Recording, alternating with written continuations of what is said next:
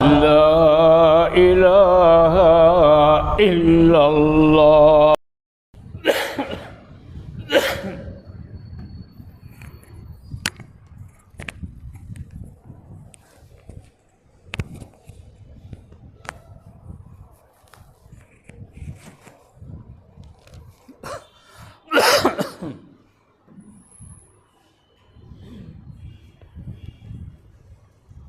الحمد لله رب العالمين، والصلاة والسلام على سيدنا محمد وعلى آله وأصحابه أجمعين. أما بعد، فقد قال الله تعالى في القرآن المجيد: أعوذ بالله من الشيطان الرجيم، بسم الله الرحمن الرحيم. لقد كان لكم في رسول الله أسوة حسنة لمن كان يرجو الله واليوم الآخر وذكر الله كثيرا. وقال رسول الله صلى الله عليه وسلم: تركت فيكم أمرين لن تضلوا ما تمسكتم بهما، كتاب الله وسنة رسوله، أو كما قال عليه الصلاة والسلام. அளவிலா அருளும் நிகரிலா அன்பும் கொண்ட ஒப்பற்ற இறைவனுக்கே ஒப்பில்லா புகழனைத்தும், சலாத்தும் சலாமும் சங்கையும் கண்ணியமும் பொருந்திய காத்தமுன் நபி முஹம்மது ரசூலுல்லாஹ் ஸல்லல்லாஹு அலைஹி வஸல்லம் அவர்களின் மீதும், அவர்களின் அடிச்சுவட்டை அடிபெறலாம் அப்படியே பின்பற்றி நடந்தவங்க சஹாபாக்கள், தாபிஈன்கள், தபா தாபிஈன்கள், இந்த தீனு செழித்து வளர்ந்த காரணமாக இருந்த இறைநேச செல்வர்கள், சுஹதாக்கள், சாலிஹீன்கள், இன்னும் இந்த பொறுமையிருக்கும் நம் அனைவரும் மீதும் அல்லாஹ்வின் சாந்தியும் சமாதானமும் என்றென்றும் அளித்தாவதான். இச்சிறப்பு மிகு விழாவினுடைய தலைமை பொறுப்பை ஏற்று சிறப்பாக நடத்தி தந்து கொண்டிருக்கக்கூடிய கண்ணியத்திற்குரிய ஹஜ்ரத் பிலா அவர்களே, வருகை வந்திருக்கக்கூடிய பெரியோர்களே, தாய்மார்களே, வாலிப நண்பர்களே, குழந்தைகளே, தன்னுடைய வருகையின் மூலமாக இந்த சபைக்கு சிறப்பு சேர்த்திருக்கின்ற கண்ணியத்திற்குரிய உலமா பெருமக்களே, உங்கள் அனைவருக்கும் என் முதற்கண் சலாத்தினை தெரிவித்துக் கொள்கிறேன். அஸ்ஸலாமு அலைக்கும் வரஹ்மத்துல்லாஹி தஆலா வபரகாத்துஹு. இஸ்லாமிய மாதங்களினுடைய வரிசையில் ஒரு சிறந்த மாதத்தை அடைய பெற்று ஒரு சிறந்த மனிதனினுடைய நினைவிலே நாம் நகர்ந்து கொண்டிருக்கிறோம். குறிப்பாக இஸ்லாமிய மாதங்களுக்கென்று ஒரு தனித்த சிறப்பு இருக்கிறது. எல்லா மாதங்களும் சிறப்புற்றிருந்தாலும் கூட நம்முடைய பார்வையில் இஸ்லாமிய ஷரியத்தினுடைய அடிப்படையில் எது சிறந்தது என்று பார்த்தால் ரமலான் மாதத்தை தான் எல்லோரும் சொல்வார்கள். ஏனென்றால் அந்த மாதத்திலே அதிகப்படியான சிறப்பு இருக்கிறது. குறிப்பாக இந்த உம்மத்திற்கு பெருமை சேர்க்கக்கூடிய, உம்மத்தினுடைய அடிப்படையாக இருக்கக்கூடிய திருக்குர்ஆன் அதில் இறக்கப்பட்டிருக்கு. ஆனால் உலமா பெருமக்கள் சொல்லுகிற போது ரமலான் மாதத்தை காட்டிலும் சிறந்த மாதம் இப்பொழுது நாம் அடைந்து கொண்டிருக்கிற ரபியுல் அவ்வல் மாதம் மிகச் சிறந்தது என்று சொல்வார்கள். காரணம் என்னவென்று சொன்னால், ரமலான் மாதம் ஏன் சிறப்பு பெறுகிறது என்றால் திருக்குர்ஆன் அதில் இறங்கியதின் காரணமாக. திருக்குர்ஆன் யாருக்கு இறங்கியது என்றால் அது எம்பெருமான் ஸல்லல்லாஹு அலைஹி வஸல்லம் அவர்களுக்கு தான் இறங்கியது. இன்னும் சில அறிஞர் பெருமக்கள் சொல்வார்கள், திருக்குர்ஆன் ரெண்டு இருக்கிறது, ஒன்று எழுத்து வடிவத்தில், ஒன்று செயல் வடிவத்தில். செயல் வடிவமாக இருக்கக்கூடிய பெருமானார் ஸல்லல்லாஹு அலைஹி வஸல்லம் அவர்கள் பிறந்த இந்த மாதம் திருக்குர்ஆன் இறங்கிய ரமதான் மாதத்தை விட சிறந்தது என்று சொல்வார். ஏனென்றால் பெருமானார் இல்லை என்றால் திருக்குர்ஆன் இல்லை, பெருமானார் என்றால் இஸ்லாம் இல்லை, பெருமானார் இல்லை என்றால் ஷரியத்து இல்லை. அந்த அளவுக்கு பெருமானாரினுடைய நினைவு என்பது இந்த உம்மத்திற்கு மிக முக்கியமானது. நீங்கள் இந்த மாதத்தினுடைய பெயரை எடுத்து பாருங்க, ரபியுல் அவ்வல்னு அர்த்தம். என்ன அர்த்தம்னா வசந்தத்தினுடைய ஆரம்பம் அப்படின்னு வச்சுக்கலாம், அல்லது முதல் வசந்தம்னு வச்சுக்கலாம். சொல்ல போனால் இந்த உலகத்திற்கு வசந்தம் வீச ஆரம்பித்ததே, வசந்தம் என்கிற தென்றல் காற்றை உலகம் முழுக்க பாரபட்சம் இல்லாமல் சுவைக்க ஆரம்பித்ததே எம்பெருமான் ஸல்லல்லாஹு அலைஹி வஸல்லம் இந்த உலகத்திற்கு வந்ததற்கு பிறகுதான். எனவே எம்பெருமானாரினுடைய நினைவு என்பது மிக மிக முக்கியமானது. உலகமெல்லாம் அவர்களை நினைக்கக்கூடிய அளவுக்குத்தான் இபாதத்தினுடைய அடிப்படையை அல்லாஹ் அமைத்து வைத்திருக்கிறார். சொல்ல போனால் பெருமானாரினுடைய நினைவு என்பது ஈமானினுடைய ஒரு அங்கம். சும்மா மீலாது விழா கொண்டாடுறோன்னு எல்லா பேரும் நினைக்கிறான், அப்படி அல்ல.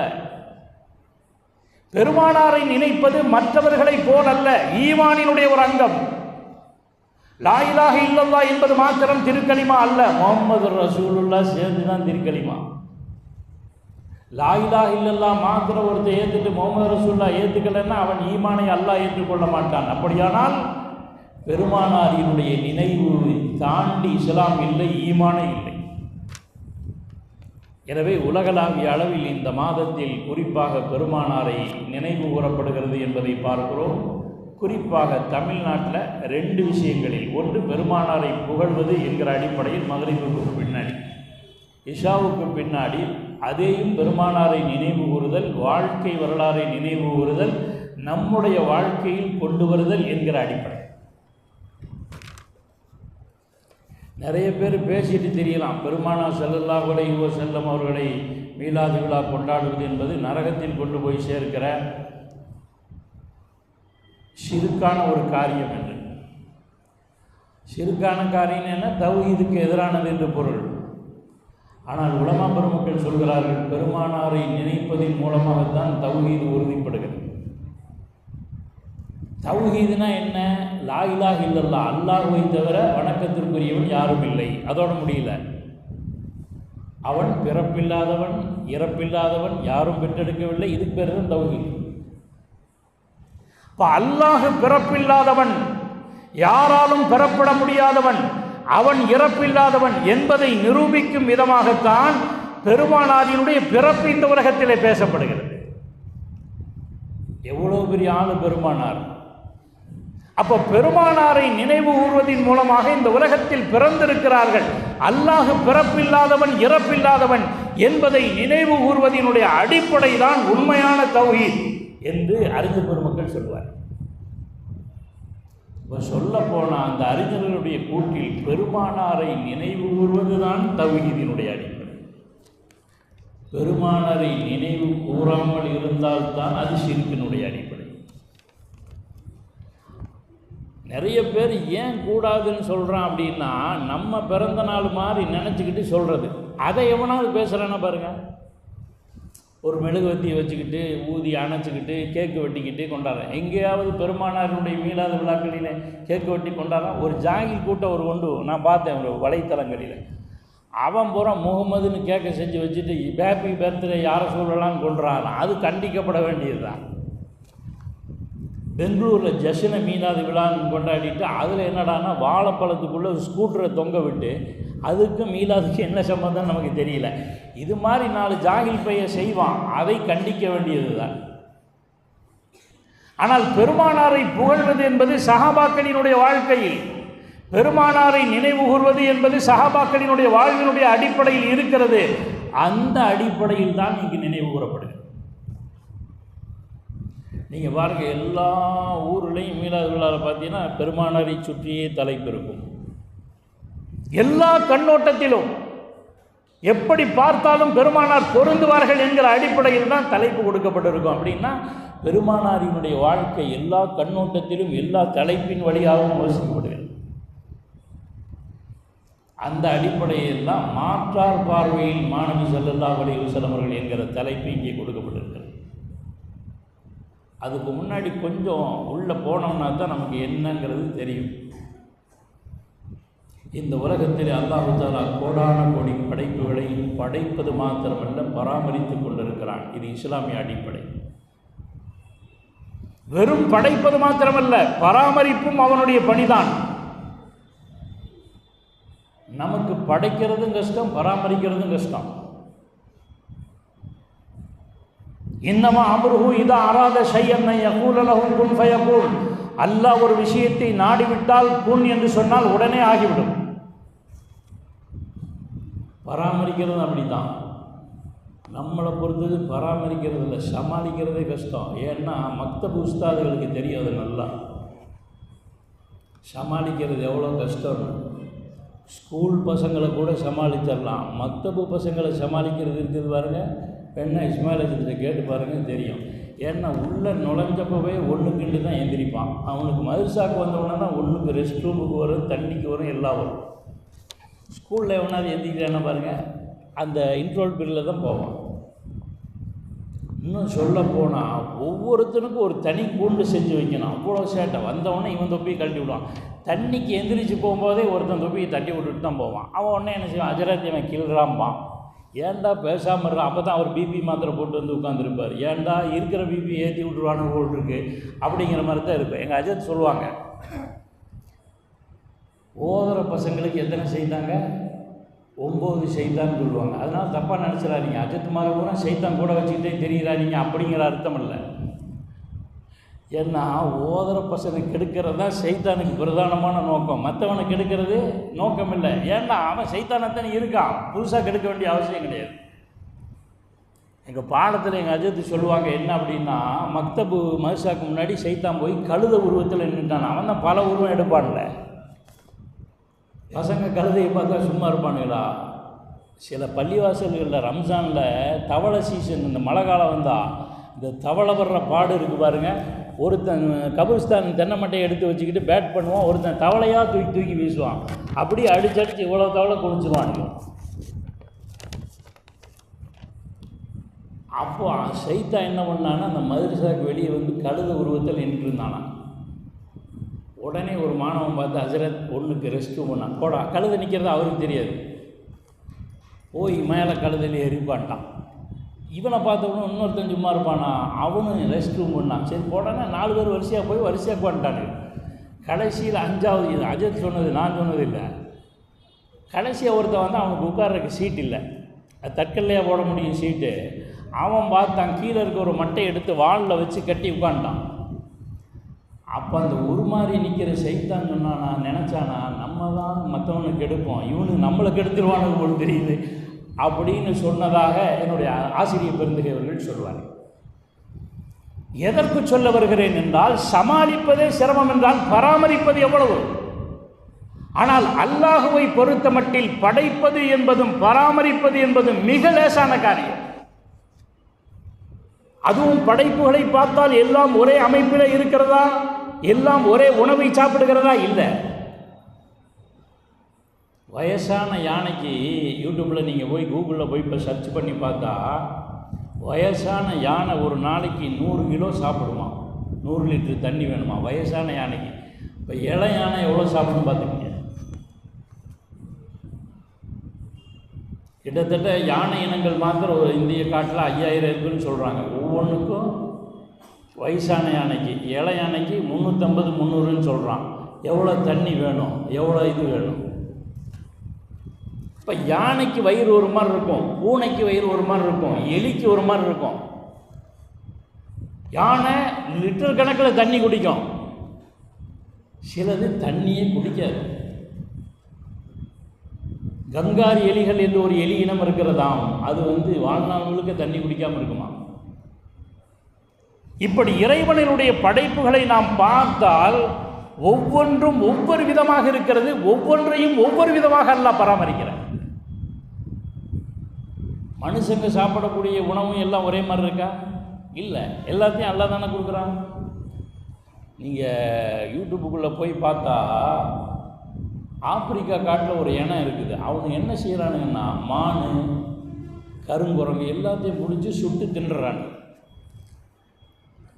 ஒரு குழு அங்கே போயிருக்கு, ஆஸ்பத்திரியிலேருந்து மருத்துவ குழு ஒன்று போய் அவங்க பிபி ஹார்ட்டெல்லாம் செக் பண்ணால் 80 வயசு கிழவன், அவனுடைய நரம்புகள்லாம் 50 வயசு மாதிரி இருக்கான்.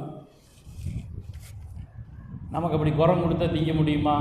பார்த்தா அவன் சாப்பிட்றத பார்த்தாலே நமக்கு அருவருப்பாக இருக்குது. அந்த அளவுக்கு. இன்னும் சொல்ல போனால் எல்லாரும் ஒரே மாதிரி உணவு சாப்பிட்றோமா? சில பேருக்கு 2 இட்லி சாப்பிட்டா போதும், சில பேருக்கு 2 இட்லி சாப்பிட்டா அடிவயிறில் ஏதோ உரசன மாதிரி இருக்கும்போ. நீங்கள் நோம்பு கஞ்சி நிலத்துல பார்த்தீங்கன்னா போதும், ஒருத்தர் 1 கொட்டரா வடை, இன்னொருத்தர் 2 கொட்டரா போட்டு காங்கிரீட் மேலே போட்டு வச்சுருப்பான். பார்த்துருக்கீங்களா? வடையிலேயே காங்கிரீட் போட்டு. இவனுக்கு சாப்பாடு வேறு, இவனுக்கு சாப்பாடு வேறு. இவனுக்கு 2 இட்லி போதும், அவனுக்கு 2 இட்லி பத்தாது. எல்லாம் படைப்பினங்கள் மாறி மாறி இருக்கிறது. எங்கள் அஜித் சொல்லுவாங்க, எங்கள் அஜித் சொல்லி எனக்கு பழக்கமாக போச்சு. ஒருத்தன் சர்க்கஸ் கூட்டத்தில் போய் வேலைக்கு சேர போனானா, எனக்கு ஏதாவது வேலை போட்டு கொடுங்க. இல்லைப்பா, எல்லா வேலையும் ஃபுல்லாகிடுச்சு, ஒரே ஒரு வேலை மட்டும்தான் பாக்கி இருக்குது. என்ன வேலைன்னா, ஒரு சர்க்கஸில் 4 காட்சி, 4 காட்சிக்கு 500 உளுந்த வடை, 500 பருப்பு வடை, 500 சோடா சாப்பிடணும். அதுதான் போட்டின்னா. இந்த நிபந்தனைக்கு ஒத்துக்கிறதா இருந்தால் உன்னை சர்க்கஸில் சேர்த்துறேன் அப்படின்னா. அவன் சொன்னானா, உங்கள் நிபந்தனையெல்லாம் ஒத்துக்கிறேன், 5 to 6 மட்டும் எனக்கு ரெஸ்ட்டு வேணும்னு கேட்டானா. எதுக்குடா ரெஸ்ட்டுன்னு கேட்டால், வீட்டில் போய் டிஃபன் சாப்பிடணும்னு சொன்னான். அவன் ஆசிரியர் பிறந்தகி சொல்கிறான். அப்போ அத்தனையும் ஒரு ஆள் சாப்பிட்றானா இல்லையா? காரணம் எதற்கு சொல்ல வருகிறேன்? எல்லா படைப்பினங்களும் ஒரே மாதிரி அல்ல. படைப்புக்கு படைப்பு வித்தியாசப்படுகிறது, உணவு முறை வித்தியாசப்படுகிறது. இங்கே தான் நம்ம யோசிக்கணும். எப்படி படைப்புக்கு படைப்பு வித்தியாசப்படுகிறதோ அதே மாதிரி எல்லா படைப்பினங்களையும் பார்வையும் ஒரே மாதிரி இருக்காது. நம்முடைய பார்வை ஒரு மாதிரி இருக்கும், மற்றவர்களுடைய பார்வை ஒரு மாதிரி இருக்கும். எல்லாருடைய பார்வையும் ஒரே மாதிரி இருக்காது. பார்வைன்னு சொன்ன உடனே நீங்கள் இந்த பார்வைன்னு விளங்காதீங்க, சிந்தனை பார்வை என்று அர்த்தம். ஒரு ஆள் கண்டாக்டருக்கு பார்க்க போனாராம், பார்த்துட்டு பார்க்காம திரும்பி வந்துட்டாராம். கேட்டாங்களாம், ஏங்க போனீங்க திரும்பி வந்துட்டீங்க? அந்த ஆளுக்கே பார்வை நேரம் காலையில் 10 மணிலிருந்து மத்தியானம் 2 மணி வரைக்கும் தான் போட்டிருக்கு. இவன்கிட்ட போய் எப்படி பார்க்கறது? அந்த பார்வையை அறுத்தாது, அந்த பார்வையில். பார்வை என்பது சிந்தனை பார்வை. அப்படி என்றால் ஒவ்வொரு நபருக்கும் ஒவ்வொரு பார்வை இருக்கும், ஒவ்வொரு நபருக்கும் ஒவ்வொரு கண்ணோட்டம் இருக்கும். இன்னும் சரியாக சொல்ல போனால் சிலருக்கு அவன் தொழிலோடு இருக்கிற கண்ணோட்டம் இருக்கும். நான் வேடிக்கையாக ஒரு பத்திரிகையில் படித்தேன், அப்படித்தான் இருக்கும். சில பேர் அவன் செய்கிற தொழிலோடு அவன் சில செயல்பாடுகளும் வார்த்தைகளும் வரும். நேற்று பெய்த மழை எப்படி இருந்தது என்று இவர்களிடம் கேட்டால் அப்படின்னு நேராக புரோட்டா மாஸ்டர்கிட்ட போய் நேற்று எப்படிங்க மழை பெஞ்சதுன்னு கேட்டாங்க. அந்த சொன்னாலாம் புரட்டுன்னு புரட்டி எடுத்துருச்சுன்னாலாம். அப்புறம் கரும்பு ஜூஸ் குடிக்கிறவன்ட்ட போய் கேட்டாங்கண்ணா, நேற்று மழை எப்படி சக்கை போட்டுச்சுன்னானா. வித்தியாசமாக எழுதியிருந்தாங்க. போலீஸ்காரன்ட்ட போய் கேட்கும்போது ஏதோ மாமூலாக தான் பெஞ்சுதுன்னானா. எதுக்கு சொல்ல வர்றேன்னா, ஒவ்வொருத்தன் அவன் கண்ணோட்டத்தோடு பார்க்கிறான். எப்படி படைப்பினங்கள் ஒரே மாதிரி இருக்க முடியாதோ, அமைப்புகள் ஒரே மாதிரி இருக்க முடியாதோ, உணவு வகைகள் ஒரே மாதிரி இருக்க முடியாதோ, வாழ்க்கை முறை ஒரே மாதிரியாக இருக்க முடியாதோ, அதுபோன்று எல்லாருடைய பார்வைகளும் எல்லாருடைய சிந்தனைகளும் ஒரே மாதிரி இருக்க.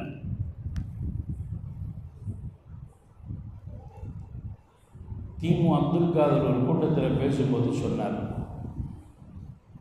ஒரு வாத்தியாருக்கு முன்னாடி டேபிள் போட்டிருக்கு, இந்த டேபிளை பற்றி உன் கற்பனையில் இருந்ததை சொல்லுங்கன்னாராம். ஒருத்தர் எந்திரிச்சு சொன்னானா, இது உங்களுக்கு முன்னாடி இருக்குன்னானா. சரி உட்காரு, நீ ரொம்ப அறிவாளியாக வருவ. இன்னொருத்தர் எழுந்திரிச்சு, அதுக்கு முன்னாடி நீங்கள் இருக்கிறீங்க. ஆளாளுக்கு மாற்றி ஒரே ஒருத்தர் மட்டும் சொன்னானா, இது மானம் இல்லாத மேசை அப்படின்னு. என்ற மேசைக்கெல்லாம் மானம் இருக்குமா? எப்படா சொல்கிறேன்னு கேட்டால், அதுக்கு ட்ராயர் இல்லைன்னு நானா. என்ன அது இழுக்கிறதுக்கு பேர் ட்ராயர், அது இல்லாமல் போட்டிருக்கு. அவன் கண்ணோட்டா அப்படி சொல்லிவிட்டு அவர் சொல்லுவார், இப்படித்தான் ஒவ்வொரு மாணவர்களுக்கும் ஒவ்வொரு சிந்தனை இருக்கும். இதுபோன்று உலகத்திலே ஒவ்வொருவருக்கும் ஒவ்வொரு சிந்தனை இருக்கும்.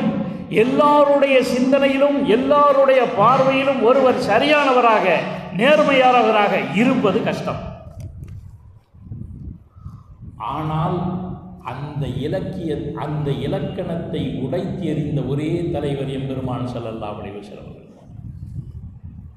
எல்லாருடைய பார்வையிலும், முஸ்லிம்களினுடைய பார்வை மாத்திரமல்ல, உற்றார்களுடைய பார்வையில் மாத்திரமல்ல, மற்றவர்களுடைய பார்வையில் மாத்திரமல்ல, எல்லோருடைய பார்வையிலும் உயர்ந்த தலைவராக, சுத்தமிக்க தலைவராக, தூய்மையான தலைவராக இருக்கக்கூடிய ஒரே ஒரு ஆள்லாம் எம்பெருமான் ஸல்லல்லாஹு அலைஹி வஸல்லம் அவர்களை தவிர உலகத்தில் நீங்கள் யாரையும் மறக்க முடியாது.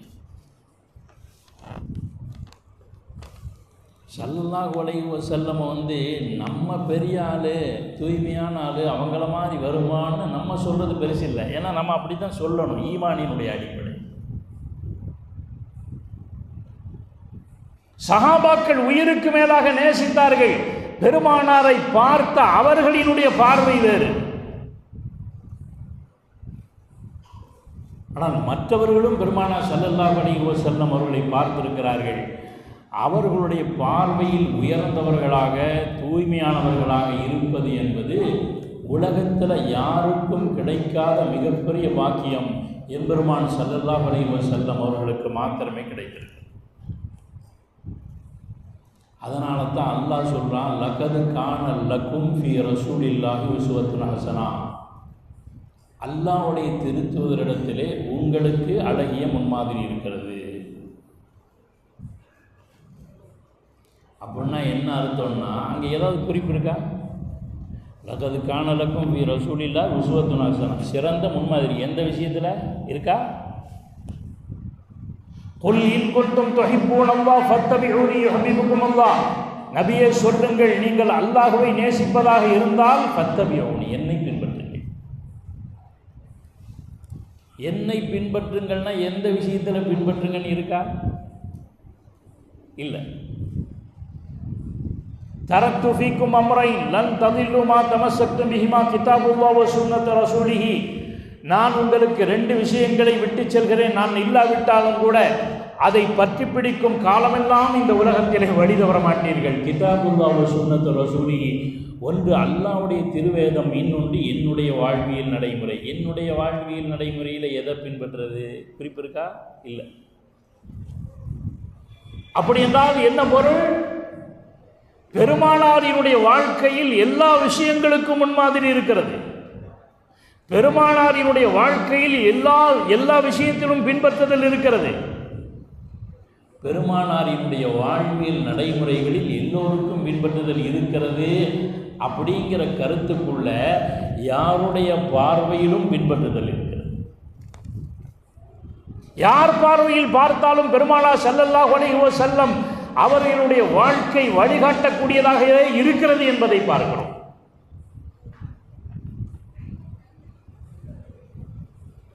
அப்படிப்பட்ட ஒரு வாழ்க்கையாக பெருமானார் ஸல்லல்லாஹு அலைஹி வஸல்லம் வாழ்க்கையை அல்லாஹ் செதுக்கி கொடுத்திருக்கிறான். எந்த கண்ணோட்டத்தில் பார்த்தாலும், எந்த பார்வையில் பார்த்தாலும், சில பேர் புறக்கண்ணோட்டத்தோடு பார்ப்பான். ஆனால் அவன் பொய் தான் சொல்ல முடியுமே தவிர உண்மையை அவன் சொல்லுவதில்லை. யாரெல்லாம் குறைபடுத்தி பேசுகிறார்களோ பெருமானாருடைய வாழ்க்கையை அப்போ தான் புரட்டி பார்த்து உள்ளே போனால் இவரை பற்றியா இப்படி சொல்லியிருக்காங்க என்கிற அளவுக்கு தான் பெருமானார் ஸல்லல்லாஹு அலைஹி வஸல்லம் வாழ்க்கை இருந்திருக்கிறது என்பதை பார்க்கிறோம். சரி, மாற்றார்னா என்ன பொருள்? உற்றார், மாற்றார். மாற்று மதத்தவர்கள் சொல்கிறோமா இல்லையா? இஸ்லாமிய தவறுகளை மற்ற இஸ்லாமியர்களை தவிர மற்றவங்க பூரா மாற்றார் தான். அந்த மாற்றார்களில் பல்வேறு மத தலைவர்கள் இருப்பார்கள். இந்து பெருமக்கள் இருப்பார்கள், கிறிஸ்துவ பெருமக்கள் இருப்பார்கள், சீக்கிய பெருமக்கள் இருப்பார்கள், ஜெயினர்கள் இருப்பார்கள், சாமியார்கள் இருப்பார்கள், மத தலைவர்கள் இருப்பார்கள், அரசியல் தலைவர்கள் இருப்பார்கள், ஆன்மீக தலைவர்கள் இருப்பார்கள், அறிவியல் சிந்தனையாளர்கள் இருப்பார்கள். உங்களுக்கு எல்லாம் பேர் மாற்றார் தான். ஆனால் மாற்றாருங்கிறதுக்கு அகராதியில் என்ன பொருள்னு உள்ளே போய் பார்த்தா அங்கே இருக்கிற பொருள் என்ன தெரியுமா? எதிரின்னு அர்த்தம். இத்தனை பொருள்களையும் வைக்கலாம். ஆனால் மாற்றார் என்று சொன்னால் எதிரி அப்படின்னு அர்த்தம். நீங்கள் எதிரிகளினுடைய பார்வையிலும் பெருமானாரை நீங்கள் பாருங்கள். எவனாவது ஒரு எதிரி பெருமானார் காலத்தில், பெருமானார் வாழ்ந்த காலத்தில் பெருமானாரை யாராவது குறை சொன்ன ஒரு நபரை காட்டுங்கள், அபூஜஹல் உட்பட. அந்த அளவுக்கு வாழ்க்கையில் தூய்மையானவர்களாக அவர்கள் இருந்திருக்கிறார்கள். அதனால தான் அவ்வளோ தைரியமாக ஏகத்துவ கொள்கையை அவர்களுக்கு முன்னால் பெருமானார் ஸல்லல்லாஹு அலைஹி வஸல்லம் எத்தி வைத்தார். 40 வயசு வரைக்கும் அவங்க கூடவே தான் இருந்தாங்க. என்ன பேர்? அல் அமீன், சாதிக். அப்படி என்றால் உண்மையாளர், நம்பிக்கையாளர் என்று பொருள். 40 வயதிற்கு பிறகு எம்பெருமான் ஸல்லல்லாஹு அலைஹி வஸல்லம் அவர்கள் அல்லாஹ்வின் புறத்திலிருந்து நீங்கள் நபியாக அறிவிக்கப்பட்டிருக்கிறீர்கள், நபியாக ஆக்கப்பட்டிருக்கிறீர்கள், அல்லாஹ் ஒருவன் என்பதை எடுத்து வையுங்கள் என்று பெருமானார் ஸல்லல்லாஹு அலைஹி வஸல்லம் அவர்கள் தெரு தெருவாக, வீடு வீடாக, சந்தை கூடிய இடங்களிலெல்லாம் அவர்கள் சொன்னார்களா? இல்லை. யா அய்யுஹன்னாஸ், ஓ மக்களே, கூலு லா இலாஹ இல்லல்லாஹ் துஃப்லிஹூ, லா இலாஹ இல்லல்லாஹ் என்று சொல்லுங்கள், நீங்கள் வெற்றி பெறுவீர்கள் என்று எல்லா இடங்களிலேயும் பெருமானார் ஸல்லல்லாஹு அலைஹி வஸல்லம் அவர்கள் சொல்லுகிற பொழுது பல்வேறு எதிர்ப்புகள் வந்தனவா இல்லையா? அப்போ எல்லா பேரும் ஆதாரம் கேட்டான் இல்லையா? ஆதாரம் கேட்டபோது சூரியனை பிளந்து காட்டினார்கள், மரத்தை இங்கே வர வைத்தார்கள், அவர்களுடைய விரல்களுக்கு இடுக்கிலே இருந்து தண்ணீர் வந்தது என்று பல்வேறு விஷயங்கள் ஹதீஸ் நூல்களிலேயும் வரலாறு நூல்களிலேயும் இருக்கிறது. ஆனால் மிகப்பெரிய ஒரு அடிப்படை ஆதாரமாக பெருமானார் ஸல்லல்லாஹு அலைஹி வஸல்லம் சொன்ன விஷயத்தை திருக்குர்ஆன் கூறுகிறது. என்ன தெரியுமா?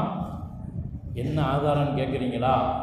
ஃபகது லபித்து ஃபீக்கும் உம்ரன் மின் கப்லிஹி, உங்களுக்கு முன்னால் 40 ஆண்டுகள் நான் வாழ்ந்திருக்கிறேன். யாராவது குறை சொல்ல முடியுமா? எந்த எதிரியாவது குறை சொல்லி இருக்கிறானா? எதிரிகளினுடைய கண்ணோட்டத்திலேயும் கூட பெருமானார் ஸல்லல்லாஹு அலைஹி வஸல்லம் அவர்கள் தூய்மையானவர்களாக இருந்திருக்கிறார்கள். உலகத்தில் இருக்க எந்த அரசியல் தலைவர் எடுங்க, சின்ன வயசில் அப்படி இருந்திருப்பானா? என் நண்பர் ஒருத்தர் ரஸாக்னு இப்போ டிஎன்இபியில் இருந்து இப்போ தான் இறந்து போனார். என்னை பற்றி உடுமலைப்பேட்டைக்கு எல்லாம் தெரியும், நம்ம எவ்வளோ சேட்டை பண்ணுற ஆளுன்னு.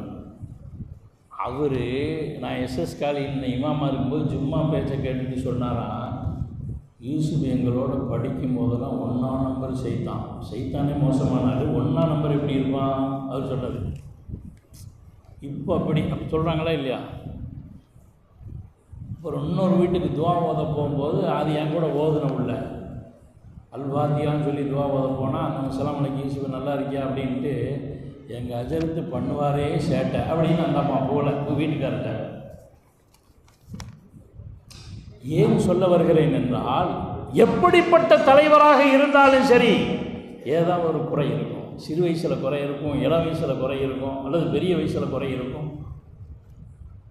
ஆனால் பிறந்தது முதல் 40 வயதாகட்டும், 30 வயதாகட்டும், 20 வயதாகட்டும், எந்த வயதிலேயும் பெருமானார் ஸல்லல்லாஹு அலைஹி வஸல்லம் அவர்கள் வாழ்க்கை குறை சொல்லப்படக்கூடியதாக இருந்திருக்கிறதா என்றால் இல்லை.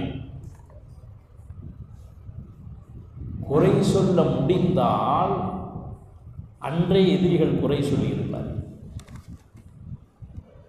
உங்களுக்கெல்லாம் தெரிஞ்ச விஷயம்தான். ஹிஜ்ரத்தினுடைய பயணம், முதல் ஹிஜ்ரத்தினுடைய கூட்டம் அபிசீனியாவுக்கு போனதா இல்லையா? நஜ்ஜாஷி மன்னர் இருக்கார், அவர் கொஞ்சம் நல்ல மனுஷன், அவர்கிட்ட போங்கன்னு ரசூலுல்லாஹ் சொல்லி அனுப்புனாங்களா இல்லையா? அங்கே போனவுடனே இவங்க அபூ சுஃபியான் ஒரு கூட்டம் போய், இந்த கூட்டத்தை ஏற்றுக்காதீங்க, முன்னோர்களுடைய தெய்வங்களை எல்லாம் புறக்கணித்து விட்டு இங்கே வந்திருக்கிறார்கள், இவங்களுக்கு அடைக்கலம் கொடுக்காதீங்கன்னு சொன்னார். இப்போ சொல்லும்போது அவர் என்ன சொல்கிறாரு அப்படின்னு கேட்கும்போது, ஜாஃபர் இப்னு அபூ தாலிப் அவர்கள் பெருமானார் ஸல்லல்லாஹு அலைஹி வஸல்லம் அவர்களை குறித்து ஆற்றிய உரை புகாரி ஹதீஸிலே வரலாறு நூல்களிலே. உண்மைக்கு மாத்தமாக என்னைக்காவது அவர் பேசியிருக்காரா? இல்லை. என்ன சொல்ல வந்து யாருக்காவது மோசடி பண்ணியிருக்காரா? இல்லை. அரசர் கேட்ட கேள்விகளுக்கெல்லாம் அபூ சுஃபியான் சொல்கிறாரு, பொய் சொல்லலாமான்னு நினச்சேன், ஆனால் எந்த குறையும் எம்பெருமான் ஸல்லல்லாஹு அலைஹி வஸல்லம் அவரிடத்தில் இல்லை என்று எதிரிகள் கூட சொன்னார்கள். நீங்கள் பிரபலமாக கேள்விப்பட்டிருக்கலாம், பெருமானார் ஸல்லல்லாஹு அலைஹி வஸல்லம் அவர்கள் திருக்குர்ஆனை ஓதுகிற பொழுது எதிரிகள் ஒளிந்து நின்று கேட்பார்கள். அகனஸ்ன்னு ஒரு ஆள், அபூஜஹல், 2 பேரும் தெரியாமல், இவருக்கு அவர் வந்தது தெரியாது, அவருக்கு இவர் வந்தது தெரியாது. 2 பேர் ஒரு சந்துக்குள்ளே நின்றுக்கிட்டு குர்ஆன் ஓதுறதை கேட்டுட்டு பார்த்தா நீமா 2 பேரும் பேசிக்கிட்டாங்க. அப்போ அபூஜகல்கிட்ட அகனஸ் கேட்டாராம், முகம்மது எப்போது நீ போய் சொல்லி பார்த்துருக்கியா? இல்லை. வாழ்நாளில் ஒரு முறை கூட எம்பெருமான் ஸல்லல்லாஹு அலைஹி வஸல்லம் அவர்கள் பொய் சொன்னதாகவோ மோசடி செய்ததாகவோ அடுத்தவர்களுடைய சொத்தை அபகரித்ததாகவோ வரலாறு இல்லை, வாழ்க்கை முழுக்க. அப்படித்தான் எதிரிகளினுடைய கண்ணோட்டம் இருந்தது. ஆனால் இன்னைக்கு நம்ம மார்க்கத்துக்குள்ளேயே ஒரு கூட்டம் இருக்குதா இல்லையா? அவன் பார்வை எப்படி இருக்கு? மேடை போட்டு இயக்கவாதிகள் என்ன பேசுகிறார்கள், மீளாது விழா கூடாது அப்படின்னு சொல்லிட்டு என்னென்ன மட்டரகமான விஷயங்கள் இருக்கிறதோ அத்தனையும் மேடை போட்டு பேசக்கூடியவர்கள். சொல்லப்போனால் அபூஜகல் கூட சொல்ல கூச்சப்பட்ட விஷயத்தை இவர்கள் சொன்னார்கள். அபூஜகலும் சரி எதிரிகளும் சரி பெருமானார் பெண் பித்தராக இருந்திருக்கிறார்கள் அப்படின்னு ஒரு சின்ன ஸ்டேட்மெண்ட் கூட கிடையாது. ஆனால் நம்ம அண்ணன் கோஷ்டி பூரா என்ன சொன்னாங்க? பெருமானார் அந்நிய பெண்ணினுடைய மடியில் படுத்திருந்தார்கள் சொன்னார்களா? ஒரு கிறிஸ்தவத்தினுடைய வாதத்திலே போய் உட்கார்ந்து கொண்டு கேவலப்படுத்தி அவருடைய நபியை பேசுகிற பொழுது அந்த பாதிரியார் சொன்ன வார்த்தை என்ன தெரியுமா? முகம்மது நபியை கிழித்து தொங்க விடுவதற்கு 2 நிமிஷம் எனக்கு பிடிக்காது. என்ன இவன் ஈசா அலைஹிஸ்ஸலாத்தை அவ்வளோ கேவலமாக பேசுகிறான், அவங்களையும் அவ்வளோ கேவலமாக பேசுகிறான். இந்த வார்த்தையை தவிர்க்கிறேன், ஏனென்றால் இது பெருமானாரை பற்றி பேசக்கூடிய கண்ணியமான மேடை. அப்படி பேசும்போது பேசுகிற உச்சகட்டத்தில் அந்த கிறிஸ்துவ பாதிரி சொன்ன வார்த்தை என்ன தெரியுமா? இஸ்லாத்தை கேவலப்படுத்துறதுக்கு வேற ஒரு ஆள் அவசியம் இல்லை, இவங்களே போதும்னு சொன்னாங்க. எதிரிகளுடைய பார்வையில் கூட தூய்மையானவர்களாக கண்ணியமானவர்களாக வாக்கு மாறாதவர்களாக எம்பெருமான் ஸல்லல்லாஹு அலைஹி வஸல்லம் அவர்கள் இருந்திருக்கிறார்கள். அப்படின்னா எதிரியை விட இவன் எவ்வளவு மோசமானவன் யோசிச்சு பாருங்க. பல இடங்களில் இப்பொழுது அவர்கள் கூட்டம் நடத்தி கொண்டிருக்கிறார்கள். என்ன அப்படின்னு சொன்னால் மீளாத விழான்னு தான் இருக்காது. நமக்கானவர் நாயகம் ஸல்லல்லாஹு அலைஹி வஸல்லம், அதுக்கு பேர் என்ன? நமக்கானவர் நாயகம் ஸல்லல்லாஹு அலைஹி வஸல்லம் அப்படின்னு சொல்லி பேசுனீங்களா பாவா? அதில் யாரை பற்றி பேசப்படுது? அதைத்தானே இங்கே பேசப்படுகிறது. நல்லா யோசிச்சு பாருங்கள். நமக்கானவர் நாயகம் ஸல்லல்லாஹு அலைஹி வஸல்லம் நமக்கானவர் மட்டுமா? அவர்களுடைய பார்வையில் நமக்கானவர்கள் மாத்திரமல்ல பெருமானார். வமா அர்ஸல்னாக இல்லா ரஹ்மத்தல் லில் ஆலமீன், அகில உலகத்திற்கும் அருள்கொடை. அதைத்தான் பாத்திமா சபரிமாலா இப்ப சொல்லுச்சு இல்லையா? பெருமானாரை உங்களுடைய மார்க்கத்திற்குள் மாத்திரம், முஸ்லிம்களுக்குள் மாத்திரம் ஏன் சுருக்கிக் கொள்கிறீர்கள்? அப்படிப்பட்ட தலைவர் அல்ல அவர். எல்லா பார்வையிலும் எல்லா கண்ணோட்டத்திலும் தூயவர் வழிகாட்டி. சகரில் ஒரு நிகழ்ச்சியில் பேசும்போது முன்னாடி இஸ்லாத்துக்கு வர்றதுக்கு முன்னாடி மைக்கை தூக்கிட்டு போய் கேட்டான், நீங்கள் இஸ்லாமியர் அல்லாத ஆள் பெருமானாரை பற்றி, திருக்குரானை பற்றி, ஹதீஸை பற்றி எப்படி நீங்கள் பேசுகிறீர்கள்? உங்களுக்கு சம்பந்தமில்லாத விஷயமாச்சே என்று கேட்ட பொழுது பாத்திமா சபரிமாலா சொன்ன பதிலின் வழியாக நாம் யோசித்து பார்க்கிறோம். பெருமானார் ஒரு குறிப்பிட்ட மதத்திற்கோ ஒரு குறிப்பிட்ட கூட்டத்திற்கோ சொந்தமானவர்கள் அல்ல. கேட்டுச்சு அந்த அம்மா 3 கேள்வி. குரான் எல்லாத்துக்கும் பொதுவானதா இல்லை முஸ்லீமுக்கு மாத்திரமா? முகம்மது எல்லாத்துக்கும் பொதுவானவரா முஸ்லீம்களுக்கு மாத்திரமா? சொல்லு. அப்படி என்றால் மற்றவர்களினுடைய எல்லா கண்ணோட்டத்திலும் எல்லார் பார்வையிலும் சிறந்தவர்களாக எம்பெருமான் ஸல்லல்லாஹு அலைஹி வஸல்லம் அவர்கள் விளங்கி இருக்கிறார்கள் என்பதை பார்க்கிறோம். சொல்ல போனால் எதிரிகளினுடைய கண்ணோட்டத்திலும் கூட உயர்ந்த இடத்தில், சிறந்த இடத்தில் அவர்கள் இருந்திருக்கிறார்கள் என்பதை நாம் பார்க்கிறோம். நான் சொன்னனா இல்லையா? எல்லாருடைய கண்ணோட்டமும் ஒரே மாதிரி இருக்காது. பார்வை வெவ்வேறு மாதிரியா இருக்கும். அவனவன் சிந்தனைக்கு தோதுவாக பெருமானாரை பார்க்கிறார்கள். அந்த பதிலை பெருமானாரினுடைய வாழ்க்கையில் அவர்கள் பெற்றுக்கொள்கிறார்கள் என்பதை பார்க்கிறோம். நமக்கெல்லாம் மிக தெரிந்த குளித்து போன ஒரு வரலாறு. மைக்கேல் ஹெச் ஹார்ட் அப்படின்னு ஒருத்தர் இருந்தாரா? 1970 தி 100ன்னு ஒரு புஸ்தகம் எழுதினார். வரலாற்றை புரட்டி போட்ட, வரலாற்றில் ஆளுமை செலுத்திய 100 தலைவர்கள். அந்த 100 தலைவர்களை அவரை வருஷப்படுத்தியிருக்கார். அது ஃபஸ்ட்டு இடம் யாருக்கு? எம்பெருமான் முகமது ஸல்லல்லாஹு அலைஹி வஸல்லம் அவர்கள். யாருங்க அவர் ஒரு யூதன். யூதன் முதல்ல பெருமானாரை இஸ்லாத்தையும் ஒத்துக்குவானா? எவ்வளோ சேட்டை பண்ணிகிட்டு இருக்காங்க இஸ்ரேலில் நீங்கள் பாருங்கள். எவ்வளவு இஸ்லாமியர்களுக்கு கொடுமை இழைக்க முடியுமோ, இஸ்லாத்தின் மேல் எவ்வளவு சேரை வாக்கி ஊற்ற முடியுமோ அத்தனை வேலைகளையும் மிகச்சிறப்பாக செய்யக்கூடியவர்கள் யூதர்கள். அவ்வளோ சாமானியமாக ரசூலுல்லாஹ் ஒத்துக்க மாட்டான்.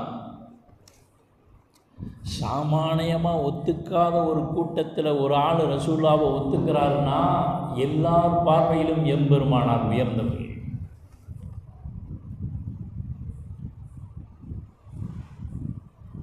மைக்கேல் ஹெச் ஹார்ட் 1970 அதை தமிழில் மொழிபெயர்த்தவர் மனவை முஸ்தபா. அந்த மனவை முஸ்தபாவோடு சேர்ந்து ஒரு அறிஞர் குழு அமெரிக்காவுக்கு போய் அவரை சந்திச்சு தான், ஆமாம் நீங்கள் ஒரு யூதராக இருந்து கொண்டு, சில பேர் கிறிஸ்துவன்னு சொல்கிறாங்க, 2 கண்ணோட்டத்திலையும் நம்ம பார்ப்போமே, அவர் யாராக வேணால் இருந்துட்டு போகிறார். கிறிஸ்துவராக இருந்தாலும் ஓகே தான், யூதராக இருந்தாலும் ஓகே தான். முதல்ல யூதருக்குள்ளே வருவோம். யூதர்கள் அவ்வளவு எளிதில் பெருமானாரை ஒத்துக்கொள்ள மாட்டார்கள். ரசூல்லா பிறந்தப்ப ஒரு யூதரை பார்த்துட்டு சொன்னாரா இல்லையா, நபித்துவம் குறைஷி குலத்திற்கு போய்விட்டது என்று சொன்ன பொழுது பெருமானாரை பொறாமை கொண்டவர்கள் இந்த யூதர்கள். அப்போ கொலை செய்யறதுக்கு அவ்வளோ முயற்சி பண்ணான். அப்போ மனவி முஸ்தபாவோட சேர்ந்த அறிஞர்கள் கூட்டம் கேட்டுச்சான், நீங்கள் மற்ற ஆளையெல்லாம் விட்டு போட்டு முகம்மதை உங்களுக்கு சம்மந்தம் இல்லாத ஆள், உங்கள் மார்க்கத்தில் இல்லாத ஆள் ஏன் முற்படுத்தினீங்க? இது யூத கண்ணோட்டம் இல்லையா? கிறிஸ்தவர்கள்னு வச்சுக்கோங்க உதாரணத்துக்கு. சில இதில் அப்படி இருக்குது, சில இடத்துல கிறிஸ்தவர்கள். கிறிஸ்தவத்தினுடைய நபி யார்? ஈசா அலைஹிஸ்ஸலாம். அந்த புஸ்தகத்தில் ஈசா அலைஹிஸ்ஸலாம் 3ஆவதோ 4ஆவதோ இருக்காங்க. யூதரான கண்ணோட்டத்தில் நீங்கள் யோசித்தால் அவர் யூதரினுடைய கண்ணோட்டத்திலேயும் கூட அவ்வளவு எளிதில் பெருமானாரை ஒத்துக்கொள்ளாவிட்டாலும் கூட பெருமானாரினுடைய வாழ்க்கை வரலாற்றை படிக்கிற பொழுது முதல் இடத்தில் அவரைத்தான் வைக்க முடியும். வேறு யாரையும் வைக்க முடியாத அளவுக்கு அவர் வாழ்க்கை தூய்மையான. இன்னும் கிறிஸ்தவருங்கிற கண்ணோட்டத்தில் நீங்கள் சிந்திச்சு பார்த்தா அவங்க நபியை ஈசாவை விட யாரை முற்படுத்தியிருக்காரு? எம்பெருமான் ஸல்லல்லாஹு அலைஹி வஸல்லம்.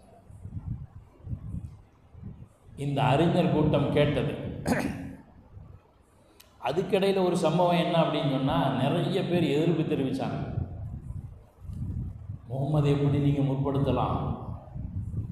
பல தலைவர்கள், மிக சிறந்து விளங்கி இருக்கிற தலைவர்களை பிற்படுத்தி விட்டு இவரை மாத்திரம் ஏன் முற்படுத்தினீர்கள் என்று கேட்டபோது சில தலைவர்கள் அடுத்த எடிஷன் வருமா இல்லையா, 1900 ஃபஸ்ட் எடிஷன், அதுக்கு பின்னாடி ஒரு 10 வருஷம் கழித்து வந்துச்சோ என்னமோ தெரியல, அந்த எடிஷனில் 8வது இடத்துல இருக்கிறவங்க அங்கே மாறி மாறி வந்தாங்க. அப்போ உங்களை யார் ஃபஸ்ட்டு? எம்பெருமான் ஸல்லல்லாஹு அலைஹி வஸல்லம். 2வது எடிஷனில் ஆராய்ச்சி பண்ணி ஆய்வு பண்ணிய பொழுதும் கூட பெருமானாரை போன்று யாரையும் நான் பார்க்கவில்லை. மதீனாவில் வாழ்ந்த 10 ஆண்டுகளில் மிகப்பெரிய தாக்கத்தை எல்லா துறைகளிலேயும் ஏற்படுத்தியவர். சொல்லப்போனால் எல்லா விஷயங்களிலும் மிகச் சிறந்து விளங்கியவர். அவரை போல அவர் யாரும் இல்லை. அப்படின்னா சில பேர் அரசியலில் மட்டும் கெட்டிக்காரனாக இருப்பான், வீட்டில் கோட்டை விட்டுருவான். சில பேர் இராணுவத்தில் மட்டும் கெட்டியாக இருப்பான், வேறு விஷயத்தில் அவனுக்கு திறமை தெரியாது. என்னை பொறுத்த மட்டில் எந்தெந்த துறைகளிலெல்லாம் பெருமானார் கால் வைத்தார்களோ அத்தனை துறைகளிலும் சிறந்து விளங்கி ஒரே தலைவர் எம்பெருமான் ஸல்லல்லாஹு அலைஹி வஸல்லம் அவர்களை தவிர வேறு யாரும் இல்லை அப்படிங்கிற ஒரு கருத்தை யார் சொன்னான்? மைக்கேல் ஹெச் ஹார்ட் சொன்னார். நீங்கள் எந்த ஆளை வேணாலும் எடுத்துக்கங்க, பெரும்பாலும் குடும்பத்தில் கீழே விழுந்துருவான். மகதூம் மஜீத் பேசினாங்களா இல்லையா? குடும்ப விஷயத்தில் குடும்பத்தில் நல்ல பேர் வாங்கிறதுங்கிறது ரொம்ப கஷ்டம். ஐதுரு சஜத்துன்னு காயல்பட்டம் ஒருத்தர் இருந்தாங்க. அவங்க ஒரு நாள் பேசும்போது சொன்னாங்க, ஒரு மிகப்பெரிய இறைநேச செல்வர் வலியுல்லாம், மழை பெய்யுனா பெய்யுமா, ஊர் ஃபுல்லாக அவருக்கு நல்ல பேர், ஆனால் பொண்டாட்டிட்ட பண்ண நல்ல பேர் கிடையாது, எப்போ பார்த்தாலும் குறை சொல்லிக்கிட்டே இருக்குமா. இவர் என்ன பண்ணார், நம்ம கராமத்து வெளியெல்லாம் எடுபடுது, வீட்டுக்குள்ளே எடுபட மாட்டேங்குது அப்படின்ட்டு இன்றைக்கி அசருக்கு பிறகு ஒரு கராமத்தை பொதுவாக எல்லாத்துக்கும் காட்டிடுவோம் அப்படின்ட்டு பள்ளியிலேருந்து கபிஸ்தான் வரைக்கும் அப்படியே நடந்து லைட்டாக ராக்கெட் மாதிரி அப்படியே பறக்க ஆரம்பிச்சிட்டார். வானத்தில் பறந்து போயிட்டுருக்கார். அதெல்லாம் இப்போ தான் ஒருத்தன் பறந்து போகலாம் அப்படின்னு சொல்கிறானே சித்தர், வழிமார்கள்லாம் பறக்கலாம் தாராளமாக. அப்படி பறந்து போய்கிட்டு இருக்கும்போது எல்லாரும் ஊர் மக்கள் பார்க்குறாங்க, இவ்வளோ பெரிய வலியுள்ளாவாக இருப்பார் அப்படின்னு. இந்த அம்மாவும் நின்று பார்த்துருக்குது. இந்த அம்மா நின்று பார்த்ததை அவரும் பார்த்துட்டார். இன்றைக்கி நமக்கு வீட்டில் போனால் திட்டு விழுகாது, பாராட்டு மழையாக தான் கிடைக்கும், எப்படியும் அவார்டு கொடுப்பாங்க, அஜித் சொன்ன மாதிரி அவார்டு கொடுப்பாங்கன்னு நினச்சிட்டு போயிருக்கார். போன உடனே அந்த அம்மா முந்திட்டு சொல்லியிருக்கு, நீங்களும் தான் இருக்கீங்க, ஒரு ஆள் வானத்தில் என்ன மாதிரி பறந்தாலும் உங்களை போய் ஊரில் வழியுள்ளான்னு சொல்கிறாங்க.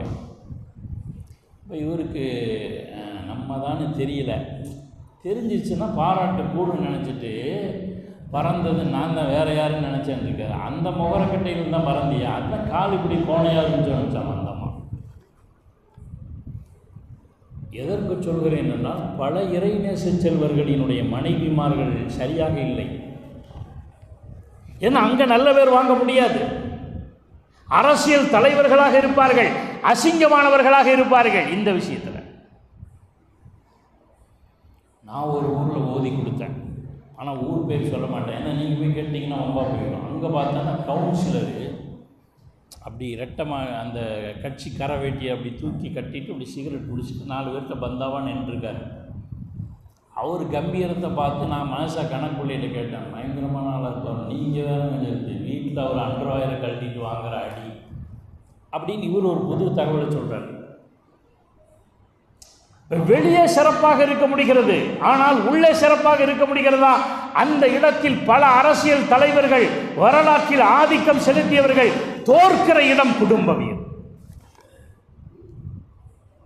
அது ரசூலுல்லாஹ்க்கு எத்தனை மனைவிங்க? எத்தனை மனைவி? 11 மனைவி. 11 நேற்று அஜித் அழகா சொன்னாங்களா இல்லை? 11 மனைவி. யாராவது ஒரு ஆள் ரசூலுல்லாஹ் மோசமாக சொல்லட்டுமா? முதல்ல 2 மனைவி சமாளிக்கிறது எவ்வளோ பெரிய கஷ்டம் தெரியுங்களா? இங்கே கோயிலில் பல பேர் நிகழ்ச்சி இருக்கும்போது நிறைய சொற்பொழிவுலாம் நமக்கு காதில் அது பாட்டு விழுகும். அதில் ஒரு ஆள் ஒரு இதை சொன்னால் என்ன அப்படின்னு சொன்னால், ஒரு விறகு வெட்டி நீங்கள் கேள்விப்பட்டிருப்பீங்க, விறகு வெட்டி ஒருத்தன் போனால் ஆத்தோர மரம் இருந்துச்சு, வெட்டினா கோடாலி எங்கே விழுந்துருச்சு? குளத்துக்குள்ளே விழுந்துருச்சு. அப்போது ஒரு தேவதை எழுந்திரிச்சு தங்க கோடாலி எடுத்து காமிச்சிது. இதா அப்படின்னா இது இல்லை. 2வது வெள்ளி கோடாலி எடுத்து காமிச்சு இதா அப்படின்னு கேட்டால் இது இல்லை. 3வது அவன் கோடாலி எடுத்து காமிச்சு இதா அப்படின்ச்சு. ஆமாண்ணா, உன்னுடைய நேர்மையை பாராட்டி 3ஐயும் வச்சுக்கோ. அவன் தங்க கோடாலி வெள்ளி கோடாலி விற்று சம்பாதிச்சு பெரிய ஆளாகி சம்சாரத்தோடு அதே குளத்துக்கிட்ட வந்தானா. சம்சாரம் குளத்துக்குள்ளே விழுந்துருச்சு. இப்போ அதே தேவதை திருப்பி எழுந்திரிச்சு முதல் எஞ்சவனை அவர் சொன்னது, நானாக சொன்னதில்லை, வேற ஒரு நடிகை எடுத்து காமிச்சு இதா அப்படின்னு கேட்டவொன்னே ஆமான்ட்டான். அப்போ தேவதைக்கே சந்தேகம் வந்துருச்சு, ஏன்னா பணக்காரன் ஆனவொன்னே நேரம் மாறிட்டான் போல் இருக்கு அப்படின்னு தேவதை யோசிச்சுக்கிட்டே இருக்கும்போது இவன் சொன்னானா, அப்படிலாம் தப்பாக நம்மளை கணக்கு போட்டுறாத, ஏன்னா இப்போ ஒரு நடிகை காமிச்சு இதாம்ப, வேற ஒரு ஆளுக்கு வச்சு இதாம்ப, 3வது என் சம்சாரத்தை காமிச்சு இதான்னு சொல்லி 3ஐயும் நீயே வச்சுக்கன்னு சொன்னால் ஒன்றையே சமாளிக்க முடியலையே அப்படின்னு அங்கே கோயிலில் பேசுனதையும் நாம் நினைவு கொண்டு பார்க்கிறோம். என்றாவது குடும்ப வாழ்க்கை சமுதாயத்தில் எடுத்துக்கொள்ளுங்கள். குடும்பத்தை குறித்து இபாதத் என்று பெருமானார் ஸல்லல்லாஹு அலைஹி வஸல்லம் அவர்கள் சொன்னார்களே, அந்த இபாதத் எங்கே இருக்கு? கணவனை மதிக்கக்கூடியவர்களாக மனைவி கணவனை மதிக்கக்கூடிய வாழ்க்கை இருக்கிறதா?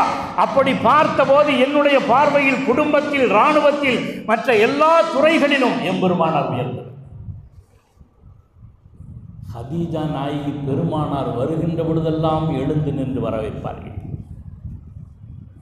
காய்ச்சல் அடிக்கக்கூடிய நேரத்திலேயும் கூட எம்பெருமான் உள்ளே வந்துவிட்டால் மரியாதை நிமித்தமாக எழுந்து நிற்பார்கள். அந்த மரியாதை எத்தனை குடும்பத்தில் இருக்கிறது? வலைத்தளத்தில் ஒரு இது படித்தேன், புருஷன் பொண்டாட்டி 2 பேரும். இப்போ நிறைய பேர் யூடியூப்பில் வீட்டில் நடக்கிறதெல்லாம் போட்டு காசு சம்பாதிக்கிறான். நம்மளும் சேர்ந்து வந்து புருஷன்ட்டு கேட்குது அந்த அம்மா புர்கா போட்டு, ஏங்க என்னை ரொம்ப பிடிச்சிருக்கா உங்களுக்கு, ஏம்மா பிடிக்காமே உன்னை கல்யாணம் பண்ணுவாங்க அப்படின்னு. அப்போ உங்கள் கனவுல நான் தானே வருவேன் அப்படிங்குது. வரமாட்டேங்கிறேன். ஏன் ஆயத்தில் குறிச்சி ஓதிக்கு தானே படுக்கிறேன் அப்படிங்குது. அப்போ என்ன ஆச்சுன்னு விளங்குனீங்களா? பேரை சொல்லாமல் அவன் சொல்கிறான், சூறாவை சொன்னால் அதான் விளங்கின்ட்டு.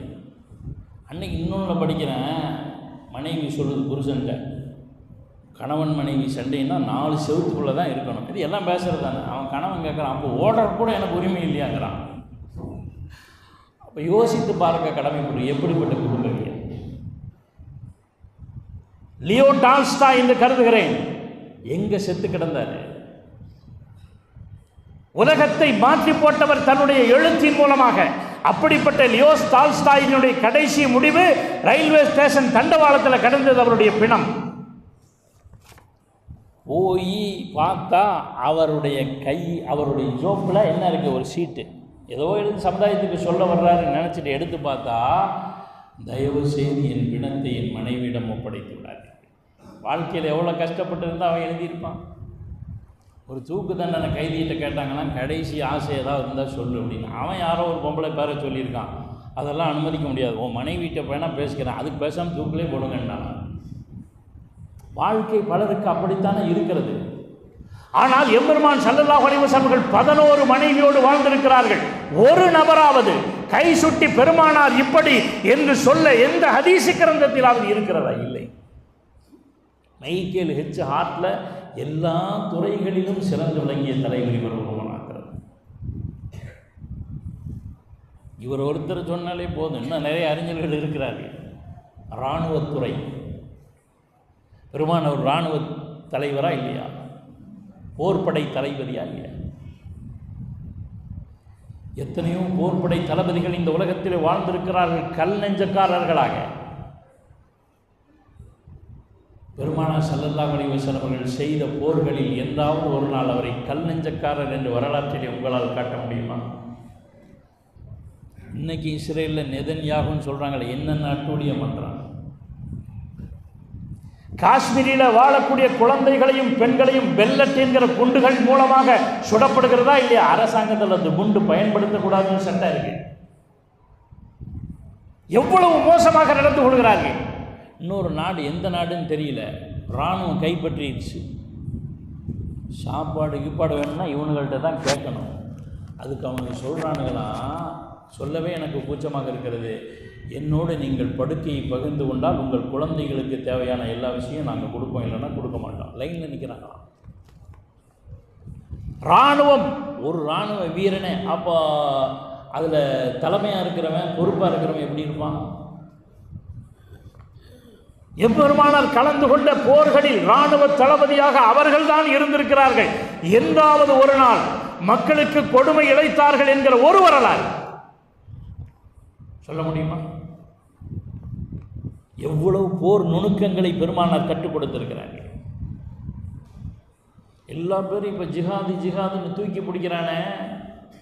காஃபிர்களை எங்கு கண்டாலும் அவர்களை கொல்லுங்கள் என்று திருக்குரான் சொல்கிறது.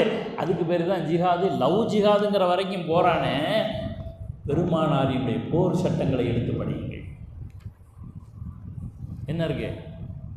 ஒரு ஊரில் காலை நேரத்தில் போருக்கு போகாதீங்க, பழந்தரும் மரங்களை வெட்டாதீர்கள், அந்நிய ஆலயங்களை இடிக்காதீர்கள், பெண்களை கொலை செய்யாதீர்கள், குழந்தைகளை கொலை செய்யாதீர்கள்.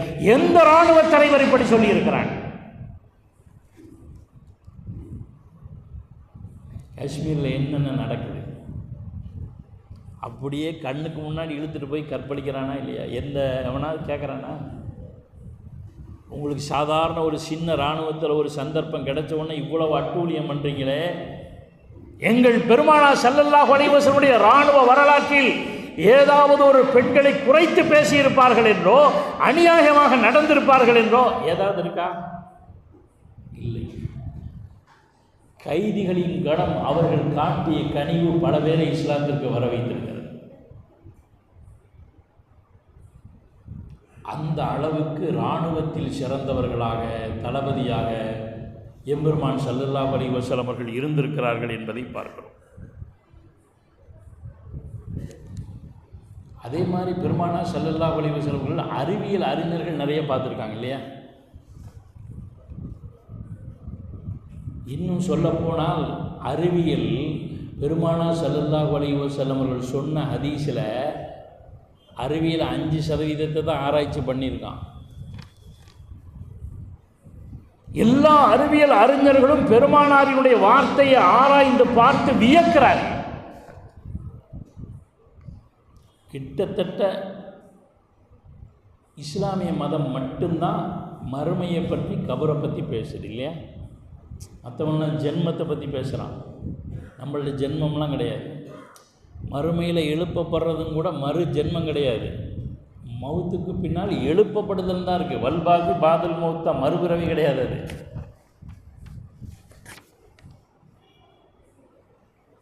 கிட்டத்தட்ட இந்த நம்பிக்கையை பேசுவது இஸ்லாமிய மார்க்கம் மாத்திரமே. நம்மளே சில பேர் அதை ஒத்துக்க மாட்டேங்கிறானா இல்லையா? ஆனால் அது உண்டு என்று அவருடைய கண்ணோட்டத்தில் பார்த்தால் பெருமானார் சொன்ன வார்த்தையை அறிஞ்சு பார்த்து முகமது சொன்னது உண்மை என்பதை நம்புகிறார்கள். மறுமையில் எப்படிங்க எழுப்புவான் அல்லாஹ் தஆலா? வரலாற்றில் நிறைய இருக்குது ஹதீஸ் மூலமாக. அவனுடைய கண்ணோட்டத்தில் யோசித்து பார்த்துருக்கான். மனித உடலில் முதுகெலும்பில் கடைசியில் ஒரு குருத்தெலும்பு இருக்கான். அந்த குருத்தெலும்பை எப்படியோ என்னென்னமோ போட்டு கரைச்சி பார்த்துருக்காரு. மற்ற எலும்பெல்லாம் ஆசிட்டில் போட்டவொடனே கரைஞ்சிடுது. இந்த ஒரே ஒரு முதுகெலும்பில் இருக்கக்கூடிய குருத்தெலும்பு மாத்திரம் எந்த ஆசிட்டுக்கும் கரைய மாட்டேங்குது. அப்படியே மண்ணும் மக்க மாட்டேங்குது. அதை ஆராய்ச்சி பண்ணி பார்த்துட்டு அவர் என்ன சொன்னார் தெரியுமா? அந்த அறிவியல் அறிஞர், மறுமை என்று முகமது சொன்னது உண்மை. எல்லோரும் மறுத்தார்கள். எப்படி மறுமை நாளில் எழுப்பப்படுவது? அதை நம்ப மறுத்த கூட்டம் அறிவியல் அறிஞராக இருந்து அவர் ஆராய்ச்சி செய்து பார்த்துட்டு 1400 ஆண்டுகளுக்கு முன்னால் முஹம்மது ஸல்லல்லாஹு அலைஹி வஸல்லம் அவர்களை என்ன சொன்னார்களோ அந்த கருத்து தான் உண்மை என்பதை அவர் கண்ணோட்டத்திலே பார்த்தார். பெருமானார் சொல்வது பொருத்தமாக இருக்கு. சமீபத்தில் ஒரு 6 மாதமோ 1 வருஷத்துக்கு முன்னாடியே நான் படித்தேன்னு நினைக்கிறேன். வலைத்தளங்களில் போய் பார்த்தால் அரபு நாட்டில் எந்த ஊருன்னு சரியாக பேர் தெரியல. ஒரு இளைஞன் மௌத்தாகி உள்ளே அடக்கியிருக்கான். ஏதோ ஒரு சோதனைக்காக வேண்டி திருப்பி அவனை தோண்டி எடுத்திருக்காங்க. ஒரு 30 வயது இளைஞன், நல்ல சிறப்பான ஆள். ஆனால் ஜனாசாவை எடுத்து வெளியே போட்டதுக்கு பின்னாடி ஒரு 100 பேர் சேர்ந்து அடித்தா எப்படி இருக்குமோ, திட்டா கருப்பு கருப்பாக அது மாதிரி இருக்கும். நம்ம பார்த்தவொடனே என்ன முடிவுக்கு வருவோம்னு நமக்கு தெரியும். அங்கே ஒரு டாக்டர், கிறிஸ்துவ டாக்டர் ஒரு ஆள் நின்றுருக்காரு. அவரை பார்த்துட்டு சொன்னாரா, முகம்மதை நான் நம்புகிறேன்.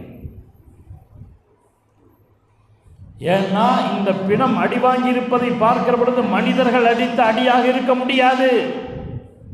அப்படி என்றால் கபருக்குள் ஏதோ ஒன்று நடந்திருக்கிறது. முகம்மது 1400 ஆண்டுகளுக்கு முன்னால் என்ன சொன்னாரோ அது நிச்சயமாக நடந்திருக்கிறது என்பதை நம்புகிறேன். அவர் கண்ணோட்டத்தில் ரசூலுல்லாஹ் சொன்னது சரியா? இதைத்தான் நாம் சொல்கிறோம். மாற்றார்கள் எதிரிகளாக இருக்கட்டும், அறிவியல் அறிஞர்களாக இருக்கட்டும், மத தலைவர்களாக இருக்கட்டும், யாராக இருக்கட்டும், எம்பெருமானார் பார்வையில் எல்லோருக்கும் சிறந்தவர்களாக, அவரவர்களுடைய துறையில் சிறந்தவர்களாக இருந்திருக்கிறார்கள் என்பது எம்பெருமானாரினுடைய இலக்கணத்திற்கு மாத்திரம் சொந்தமான.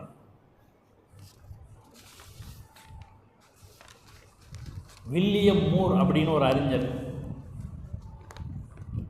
ஆங்கில அறிஞர்கள், அவர் என்ன தெரியுமா சொல்றாரு? முகம்மதினுடைய மார்க்கம் வெற்றி பெற்றதற்கு என்ன காரணம் தெரியுமா?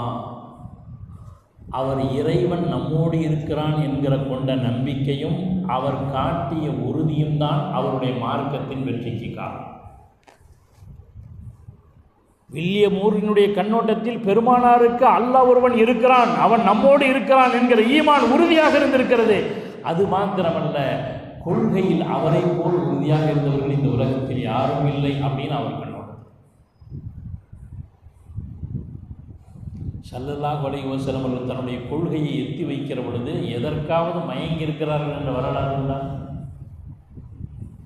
யா யுஹன்னாஸ், ஓ மக்களே, கூலு லா இலாஹ இல்லல்லாஹ் துஃப்லிஹு, லா இலாஹ இல்லல்லாஹ் என்று சொன்னால் வெற்றி பெறுவீர்கள். அதை மடக்கறக்கு எவ்வளவோ துன்பம் கொடுத்து பார்த்தான். கடைசியில் காசு கொடுத்து பார்த்தான், பதவி கொடுத்து பார்த்தான். பெருமானார் ஏற்றுக்கொண்டார்களா? இல்லையே. கொள்கையில் எவ்வளவு உறுதியாக இருந்தார்கள். இன்னைக்கு அப்படி இல்லை. சூட்கேஸை கொடுத்தா உடனே அங்கே போயிடுறான் இல்லையா? நம்மாலே போகிறானா இல்லையா? வேலூர் நாய் ஒன்று குறைச்சிக்கிட்டு இருக்கா? அவள்னா இஸ்லாமியனா? வேறு 2 விதமாக அவன் போய் மாட்டிக்கிட்டாங்க. வெளியே விட்டு போனால் இந்த இயக்கவாதிகள் கொண்டு விடுவார்கள், இல்லைன்னா அவன் கொண்டுருவான் அப்படின்ட்டு சூட்கேஸை வாங்கிட்டு குர்பானி அறுத்தா மனம் புண்படுதாங்கிறான் அவன். சாதாரண விஷயத்திற்காக எப்படி மாற்றி பேசக்கூடியவர்கள் முனாஃபிக்கீன்கள் இருக்கிறார்களா இல்லையா? என்னென்ன ஆசை காட்டிய பொழுதும் கூட அதில் மயங்காத ஒரே தலைவர் எம்பெருமானார் வில்லியம் மூரனுடைய கண்ணோட்டத்தில். அவரை போன்று கொள்கை உறுதியான ஒரு நபரை நான் வேறு எங்கும் பார்க்கவில்லை. அவர் மாத்திரமா தன்னுடைய தோழர்களையும் அப்படியே உருவாக்கினார்கள். யாராவது விலை போயிருக்காங்களா? எந்த சஹாபியாவது எத்தனை துன்பப்படுத்திய பொழுதும் கூட ஈமானுக்கு மாற்றமாக, இஸ்லாத்திற்கு மாற்றமாக, கொள்கைக்கு மாற்றமாக செயல்பட்டதாக வரலாறு உண்டா? இல்லை. ஒரு சஹாபியை கொண்டு போய் அடைச்சி வச்சாங்க ஒரு அரசன். முகம்மதை நீ மறுக்கணும், இஸ்லாத்தை விட்டுறணும், மாட்டேன்ட்டு. ஏனென்றால் பெருமானார் அவர்கள் இதய தசையோடு ஒன்றியவர்கள், இரத்தத்தோடு ஒன்றியவர்கள்.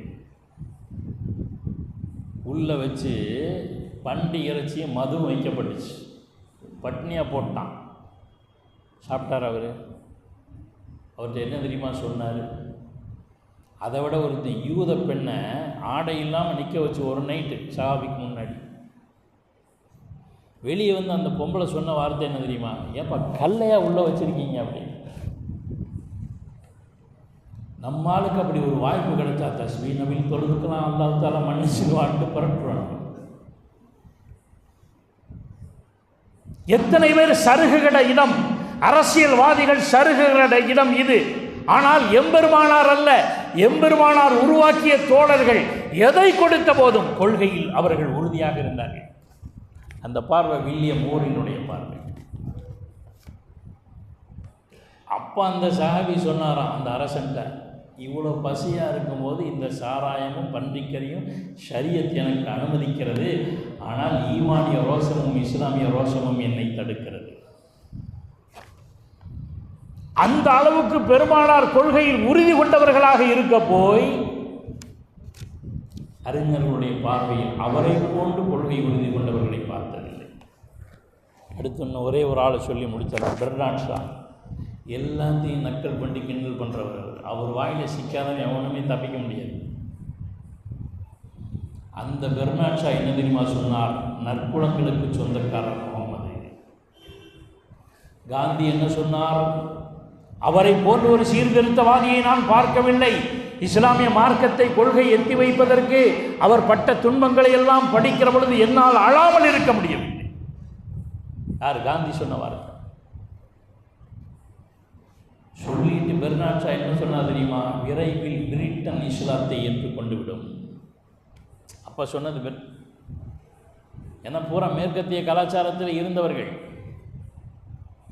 பெருமானாரினுடைய நற்குணத்தை பார்த்து விரைவில் பிரிட்டன் இஸ்லாத்தை ஏற்றுக்கொண்டு விடும் என்று நான் நம்புகிறேன். எவ்வளவு அற்புதமான குணத்திற்கு சொந்தக்காரர். நீங்கள் எல்லாம் கேள்விப்பட்டது, மஸ்ஜித் நபவியில் பள்ளியாசலுக்கு வரும்போது கிராமவாசி ஒன்று கழிச்சிட்டார் இல்லையா?